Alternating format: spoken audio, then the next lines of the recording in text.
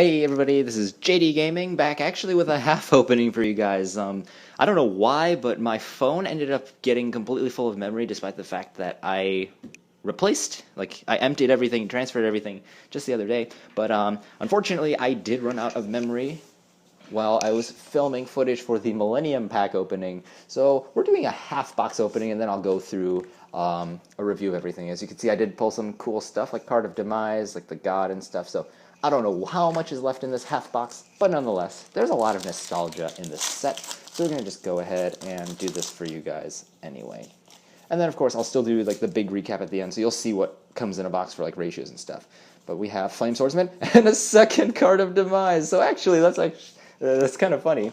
But we'll go ahead and read that for you. So this is a normal spell. It says, draw until you have 3 cards in your hand, and also for the rest of the turn after this card resolves, your opponent takes no more damage.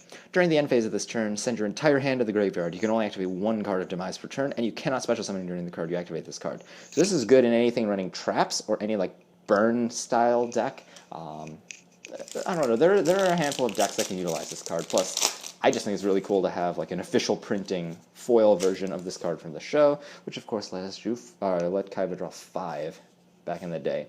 We have alternate launcher spider, XYZ. Ooh, we have a left arm offering. This actually I pulled in the first half of the box too, but it's a fun card Merrick used. It says, if I can get this thing to focus. There you go. If you have 2 or more other cards in your hand, you can banish your entire hand to add a spell card from your deck to your hand. You cannot set spell or trap cards during the turn you activate this card, just to make sure that when you go and search this thing, you're not going and like just setting your entire hand, playing this, fetching another card, and then setting more stuff afterwards. It's to make it a little more balanced. In the show, of course, it was a trap, and Merrick used it to go and fetch the monster reborn he needed to bring out Raw. So we have an alternate Toon world here. Kunai with Chain. I'm actually glad to see this Red Eyes Black Dragon, even though it isn't an alternate artwork. Yeah, a lot of these artworks actually came in the OCG, like way back when the card text boxes were actually a different format. If you look on the wiki, you can look up like the old template, but they'd have like a small box in the right for monster cards with attack, and then like the little description here. It was a different game back then, and a lot of these artworks never made it overseas to the TCG. Panther Warrior, this is an example.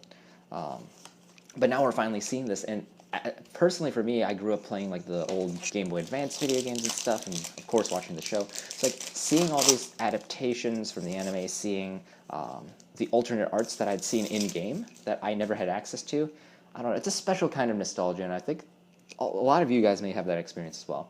We have Red Eyes Black Metal Dragon with the artwork from the premium pack, which is pretty cool. Beast Skull Dragon, Flame Swordsman, and Tiger Axe with, I think, is an alternate art.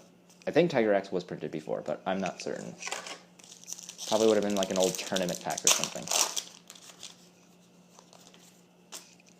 Beast Skull Dragon, Scapegoat, Spiral Spear Strike for draws and piercing, Thousand Dragon, and Karibo. I really like this artwork of Thousand Dragon. I don't know what it is about it, but it just looks cool to me.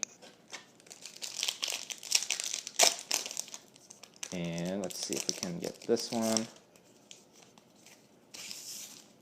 Exodius, Spiral Spear, Relinquished, Acid Trap Hole, and the super rare Sky Galloping Gaia the Dragon Champion.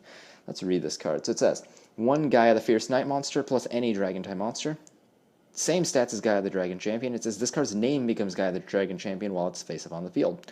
If it is special summoned, you can add 1 Spiral Spear Strike from your deck or graveyard to your hand. When this card declares an attack on an opponent's monster, you can change the battle position of that monster. And that's actually good because with 2600 attack and then Spiral Spear Strike allowing you to go and pierce your opponent and then draw if a Gaia the Dragon Champion does damage, that's a lot of power actually.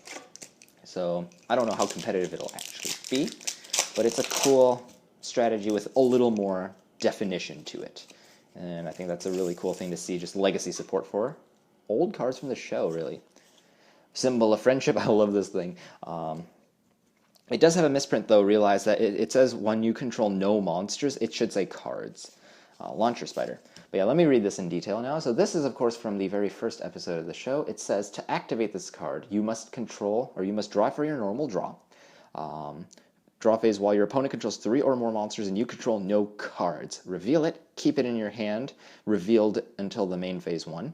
During your main phase 1, that same turn, you can activate this card from your hand to reveal 1 card from your deck and add it to your hand, which is similar to when Yugi went and played the Yugioh head from the top of his deck, drawing it almost as if he were utilizing the symbol of friendship when he had his blank field against the 3 Blue Eyes White Dragons. So very cool homage to the first episode there. I really do appreciate that they made cards like that, because it's kind of like Unity, Judgment of the Pharaoh, Yugioh, like those special cards from back in the day. And I think those are really neat. Red Eyes B Dragon, Shrink, Toon World with alternate art, Widespread Ruin with its bomb art, and then that's really it, because no one cares about Contract with the Dark Master. Zork is cool, but the Contract is just a ritual spell, so yeah. Not my cup of tea. We have here Guilford the Lightning. I still want an alternate art of him, like the OCG version. Shrink, Ring of Destruction, Panther Warrior, and Trap Hole of Spikes. I love this thing. So this thing is good in Trap Tricks decks. Because now we have a Mirror Force Light card for them. Not exactly, but it's a battle trigger. It's a different kind of trigger. When an opponent's monster that was normal or special summoned this turn declares an attack, destroy that monster and inflict damage to your opponent equal to half of the monster's original attack. So it's an interesting card. Just adds a little more versatility to the arsenal. And that's what I think is really cool. Just giving more options to... I mean, I personally like the deck, so I appreciate it. We have the Guy of the Fierce Knight with the game artwork. I really like this one. A knight whose horse travels faster than the wind. His battle charge is a force to be reckoned with.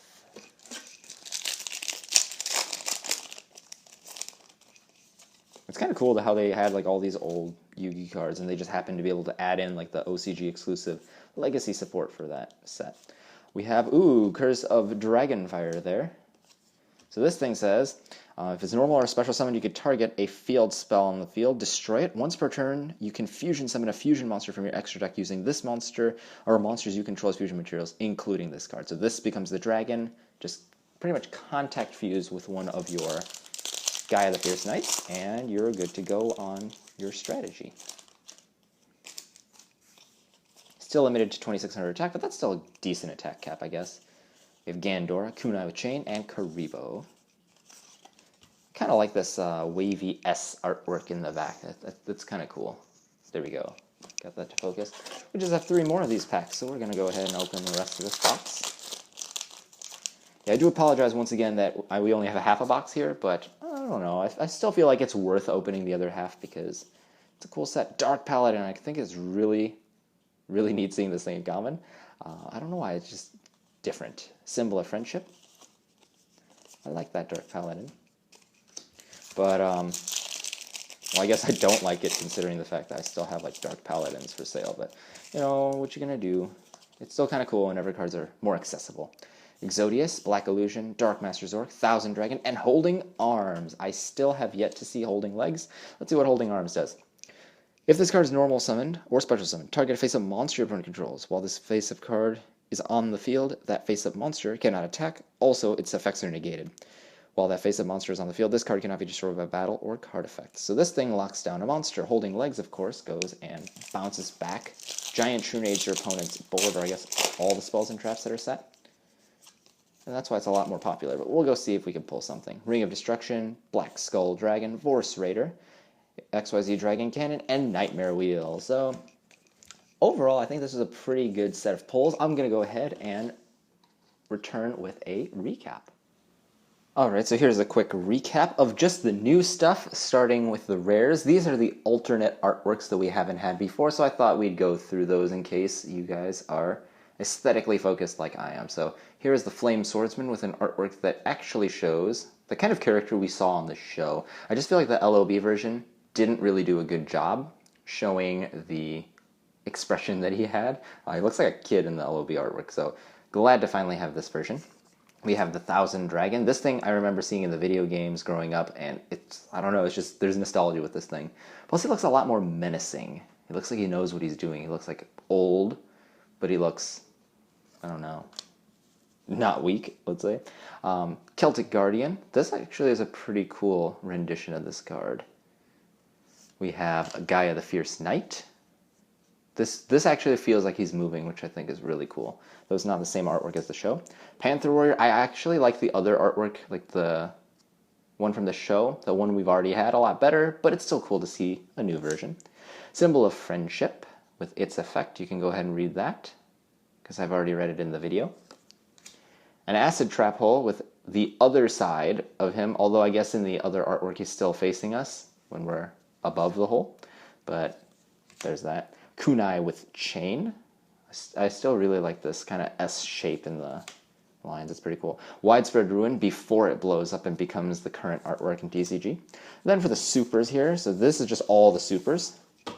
I pulled one of the Sky Galloping Gaia the Dragon Champion, one The True Name, two copies of Holding Arms, no holding legs, which is very weird, two Left Arm Offering, two Chasm of Spikes or Trap Hole of Spikes. Then for the Ultras, I pulled one Immortal Phoenix, which it's time to read this thing, I guess. So, it cannot be normal summoned or set, must be special summoned. By its own effect, it cannot be special summoned by any other ways. The Winged Dragon of Ra, or if the Winged Dragon of Ra is sent from the field to your graveyard. While this card is in your graveyard, you can special summon this card. Cards and effects cannot be activated in response to this card's activation. This card is unaffected by other cards' effects. You could pay 1,000 life points, send a monster on the field to the graveyard. Unlimited times per turn at that. Once per turn, during the end phase, send this card to the graveyard, and if you do special summon one Winged Dragon of Ra sphere mode from your hand deck or graveyard, ignoring its summoning condition. So, it's pretty cool that now we have 3 different versions of Ra going around and cycling through each other. It really is kind of the Phoenix reviving itself, which is really neat. I think that's a really cool aesthetic they've added to the game. Card of Demise, we've actually pulled 2 of in this box, which is pretty amazing. Of course, the legendary card that Kaiba used to go and draw until his hand held 5 in the show. We can only draw 3, and there's some additional restrictions, but I still think it's really cool to see this thing. And then 2 copies of Curse of Dragonfire as well. And just so you guys can kind of see what a box is like, I actually did get 2 of them. My brother opened one, but this is 1 box worth. So 2 Holding Arms, 2 Left Arm Offering, 2 Chasm of Spikes.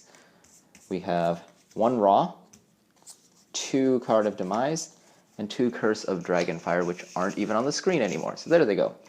We'll go ahead and focus that a bit.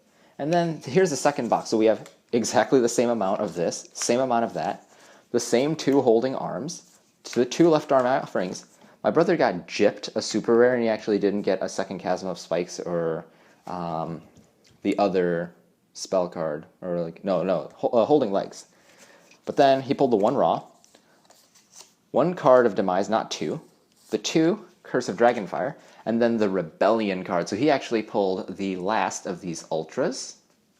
So this is a really neat card in artwork, but if we get it to focus, it's an ultra rare spell that says, during either player's battle phase, you can target 1 monster your opponent controls, take control of it until the end of the battle phase. Also, other monsters you control cannot attack for the rest of this turn.